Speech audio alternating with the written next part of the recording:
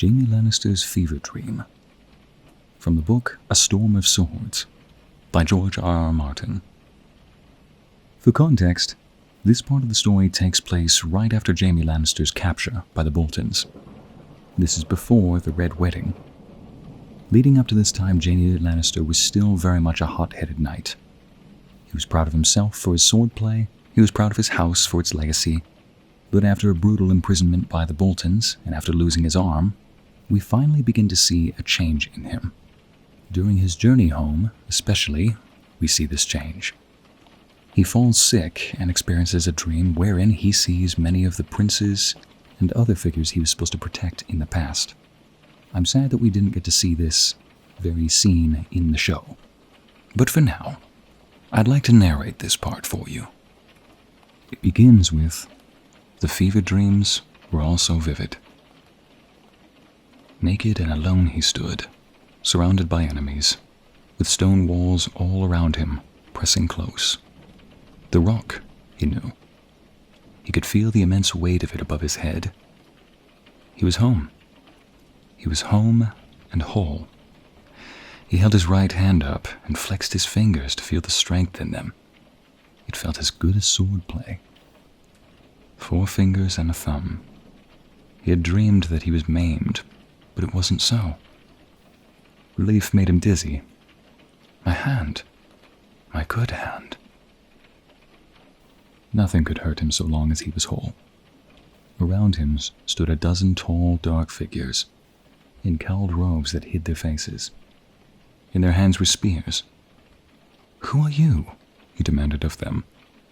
"What business do you have in Casterly Rock?"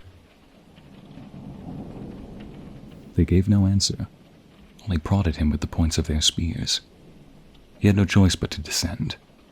Down a twisting passageway he went. Narrow steps from the living rock, down and down. "I must go up," he told himself. "Up, not down. Why am I going down?" Below the earth, his doom awaited. He knew with the certainty of dream, something dark and terrible lurked there. Something that wanted him. Something that wanted him. Jaime tried to halt, but their spears prodded him on. "If only I had my sword, nothing could harm me." The steps ended abruptly on echoing darkness. Jaime had the sense of vast space before him. He jerked to a halt, teetering on the edge of nothingness. A spear point jabbed at his small of the back, shoving him into the abyss. He shouted, but the fall was short. He landed on his hands and knees, upon soft sand and shallow water. There were watery caverns deep below Casterly Rock, but this one was strange to him. "What place is this?" "Your place," the voice echoed. It was 100 voices, 1,000, the voices of all the Lannisters since Lann the Clever, who had lived at the dawn of days. But most of all, it was his father's voice. And beside Lord Tywin stood his sister, pale and beautiful, a torch burning in her hand. Joffrey was there as well.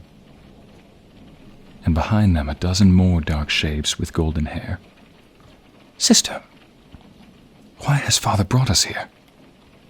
"Us? This is your place, brother. This is your darkness." Her torch was the only light in the cavern. Her torch was the only light in the world. She turned to go. "Stay with me," Jaime pleaded. "Don't leave me here alone." But they were leaving. "Don't leave me here in the dark." Something terrible lived down here. "Give me a sword, at least." "I gave you a sword," Lord Tywin said. It was at his feet. Jaime groped under the water until his hand closed upon the hilt. "Nothing can hurt me so long as I have my sword." As he raised the sword, a finger of pale flame flickered at the point and crept up along the edge, stopping a hand's breadth from the hilt. The fire took on the color of the steel itself, so it burned with the silvery blue light, and the gloom pulled back. Crouching, listening, Jaime moved in a circle, ready for anything that might come out of the darkness. The water flowed into his boots, ankle-deep and bitterly cold. Beware the water, he told himself. There may be creatures living in it, hid in deeps. From behind came a great splash. Jaime whirled around toward the sound. But the faint light revealed only Brienne of Tarth, her hands bound in heavy chains. I swore to keep you safe, the wench said stubbornly. I swore an oath. Naked, she raised her hands to Jaime. Sir, please, if you would be so good. The steel links parted like silk. A sword, Brienne begged. And there it was, scabbard, belt, and all. She buckled it around her thick waist. The light was so dim that Jaime could scarcely see her. Though they stood a scant few feet apart. In this light she could almost be a beauty, he thought. In this light she could almost be a knight.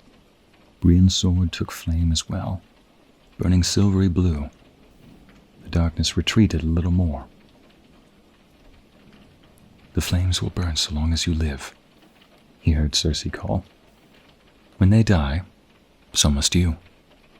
Sister, he shouted, stay with me, stay! There was no reply, but the soft sound of retreating footsteps. Brienne moved her long sword back and forth, watching the silvery flame shift and shimmer. Beneath her feet, a reflection of the burning blade shone on the surface of the flat black water. She was as tall and strong as he remembered, yet it seemed to Jaime that she had more of a woman's shape now. Do they keep a bear down here? Brienne was moving, slow and wary, sword to hand. Step, turn, and listen. Each step made a little splash. A cave lion? Dire wolves? Some bear. Tell me, Jaime, what lives here? What lives in the darkness? Doom. No bear, he knew. No lion. Only doom. In the cold, silvery blue light of the swords, the big wench looked pale and fierce. I mislike this place. I'm not fond of it myself. The blades made a little island of light, but all around them stretched a sea of darkness. Unending. My feet are wet. We could go back the way they brought us. If you climbed on my shoulders, you'd have no trouble reaching the tunnel mouth. Then I could follow Cersei. Listen. She put a hand on his shoulder. He trembled at the sudden touch. She's warm. Something comes. Brienne lifted her sword to point to his left. There! He peered into the gloom until he saw it too. Something was moving through the darkness. He could not quite make it out. A man on a horse. No, two. Two riders, side by side. Down here, beneath the rock, it made no sense. Yet there came two riders on pale horses, men and mounts both armed. The destriers emerged from the blackness at a slow walk. They make no sound, Jaime realized.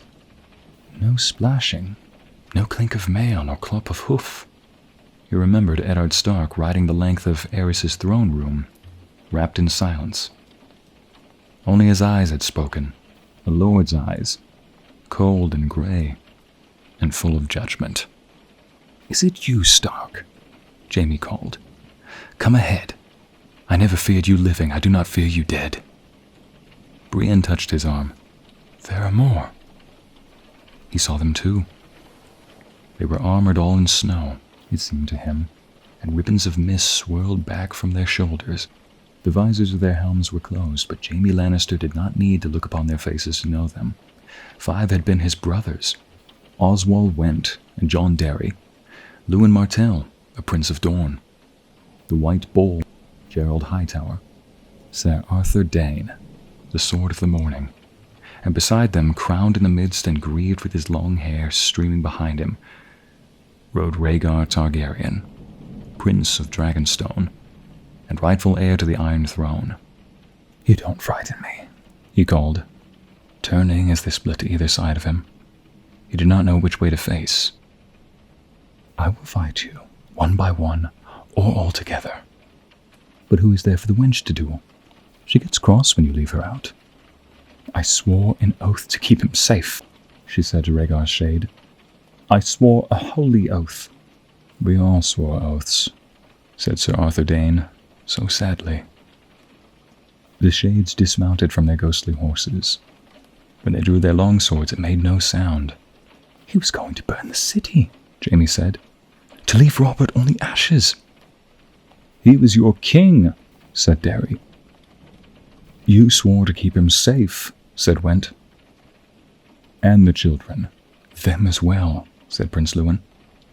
Prince Rhaegar burned with a cold light, now white, now red, now dark.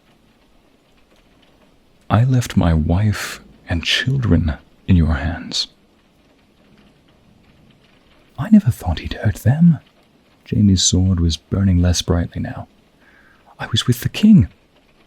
Killing the king, said Sir Arthur. Cutting his throat, said Prince Lewin. The king you had sworn to die for, said the White Bull. The fires that ran along the blade were guttering out. Jaime remembered what Cersei had said. No. Terror closed a hand around his throat.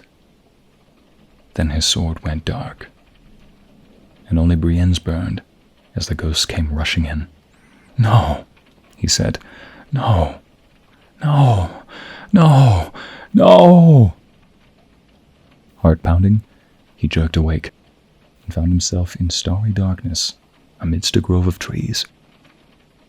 He could taste bile in his mouth, and he was shivering with sweat, hot and cold at once. When he looked down for his sword hand, his wrist ended in leather and linen, wrapped snug around an ugly stump. He felt sudden tears well up in his eyes.